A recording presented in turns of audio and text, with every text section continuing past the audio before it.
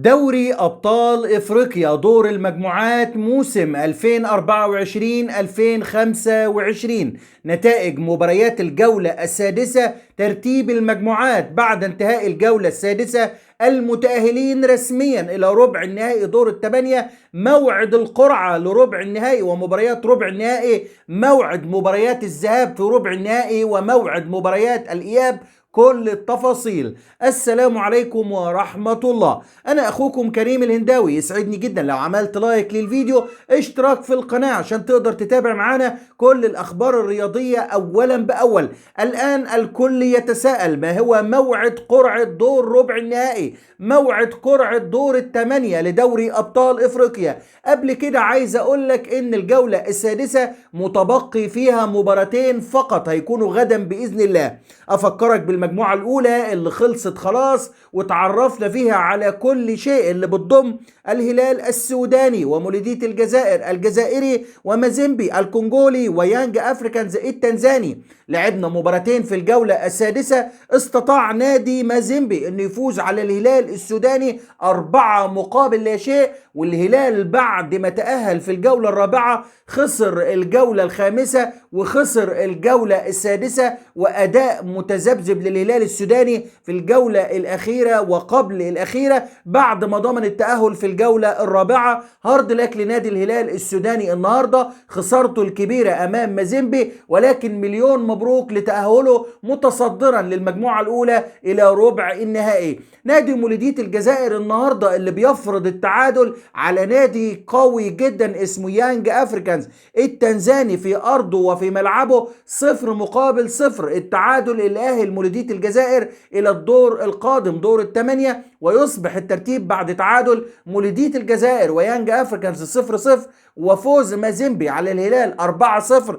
الهلال السوداني في صدارة المجموعة 10 نقاط، مولودية الجزائر في المركز الثاني 9 نقاط، يانج افريكانز في المركز الثالث 8 نقاط، مازيمبي في المركز الرابع 5 نقاط. مليون مبروك لمولودية الجزائر ونادي الهلال السوداني تأهلهم طبعا في المجموعة الأولى، الهلال كمتصدر للمجموعة الأولى ومولودية الجزائر كمركز ثاني للمجموعة الأولى. نروح للمجموعة الثانية اللي بتضم الجيش الملكي المغربي وسان داونز الجنوب افريقي والرجاء الرياضي المغربي ومنياما يونيون الكونغولي. المجموعة دي لعبنا فيها 5 جولات. خليني أذكرك بنتائج الجولة الخامسة اللي استطاع فيها سان داونز يفوز على منياما 2-1، والجيش الملكي اللي فاز على الرجاء 1-0. ترتيب المجموعة الثانية قبل نهاية المباريات وقبل الجولة السادسة: الجيش الملكي في الصدارة 9 نقاط، سان داونز 8 نقاط في المركز الثاني،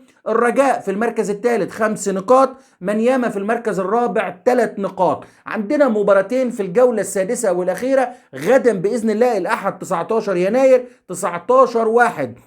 سان داونز الجنوب افريقي ضد نادي الجيش الملكي الساعة 6 مساء، والرجاء الرياضي المغربي ضد منياما يونيون ايضا 6 مساء. نتمنى تأهل الرجاء المغربي في هذه المجموعة ويرافق الجيش الملكي المغربي الى ربع النهائي. بالنسبة للمجموعة الثالثة ايضا تعرفنا فيها على كل شيء خلاص، اللي بتضم الاهلي المصري واورلاندو بيراتيس من جنوب افريقيا وشباب بلوزداد الجزائري واستاد أبيجان من كوت ديفوار. لعبنا مباريات الجولة السادسة. شباب بلوزداد بيفوز بنتيجة كبيرة على استاد أبيجان 6-0. نادي الأهلي اللي بيهزم على أرضه في نتيجة غريبة ومفاجئة وبيخسر بسببها صدارة المجموعة. نادي أورلاندو بيفوز على الأهلي في القاهرة 2-1. ليصبح ترتيب المجموعة الثالثة أورلاندو في الصدارة 14 نقطة، الأهلي في المركز الثاني 10 نقاط، شباب بلوزداد في المركز الثالث 9 نقاط، استاد أبيجان في المركز الرابع بنقطة واحدة. كنا متعرفين خلاص على الفرقتين اللي هيصعدوا من المجموعة الثالثة، أورلاندو والأهلي، ولكن كانوا بيلعبوا النهاردة على صدارة المجموعة. حسمها نادي أورلاندو بيراتيس اللي أخذ المركز الأول وطار إلى ربع النهائي، والأهلي يتأهل في المركز الثاني إلى ربع النهائي. مليون مبروك للأهلي. المجموعة الرابعة اللي كانت بتتلعب في آخر الثواني وقت تسجيل تسجيل هذا الفيديو اللي بتضم الترجي التونسي وبيراميدز المصري وسجرادا الأنجولي ودجوليبا المالي. ووقت تسجيل هذا الفيديو كان متقدم نادي بيراميدز 6 مقابل لا شيء، ومتقدم نادي الترجي الرياضي 4 مقابل 1. هنا بيفوز بيراميدز وهنا بيفوز الترجي، وبالتالي الترتيب الحالي للمجموعة الرابعة الترتيب النهائي: الترجي 13 نقطة، بيراميدز 13 نقطة، سجرادا 5 نقاط، وتجوليبا نقطتين. الترجي التونسي بيحسم صدارة المجموعة بفارق المواجهات المباشرة مع بيراميدز المصري. الترجي فاز عليه 2-0 وبيراميدز فاز على الترجي 2-1، وبالتالي الترجي بيتأهل إلى ربع النهائي كمركز أول، ونادي بيراميدز بيتأهل إلى ربع النهائي كمركز ثاني. إذن المتأهلين رسميا إلى ربع النهائي دور الثمانية 7 أندية حتى الآن، ومتبقي نادي واحد نتمناه الرجاء الرياضي. الأندية التي تأهلت: الهلال السوداني، مولودية الجزائر الجزائري، الجيش الملكي المغربي، الأهلي المصري، وأورلاندو بيراتيس الجنوب إفريقي، والترجي التونسي، وبيراميدز المصري. دول ال7 أندية اللي تأهلوا بشكل رسمي إلى ربع النهائي دور الثمانية. الناس بتسأل نظام القرعة، عايز اقول لك ان ال4 أندية اللي في المركز الاول هيكونوا في اتجاه، وال4 اللي في المركز الثاني هيكونوا في الاتجاه.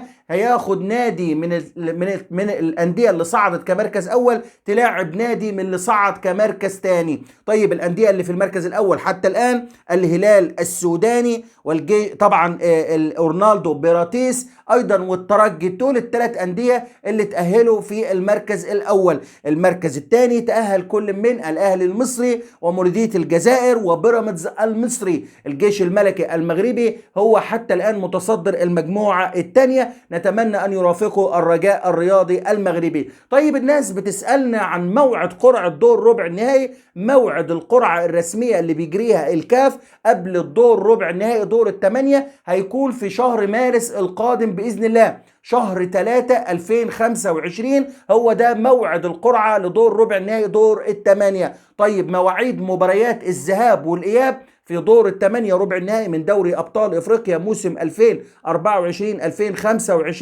مباريات ذهاب دور ربع النهائي من دوري أبطال إفريقيا هتكون في شهر إبريل 2025، شهر 4 2025. ومباريات الإياب مباريات العودة هتكون في شهر مايو 2025، شهر 5 2025.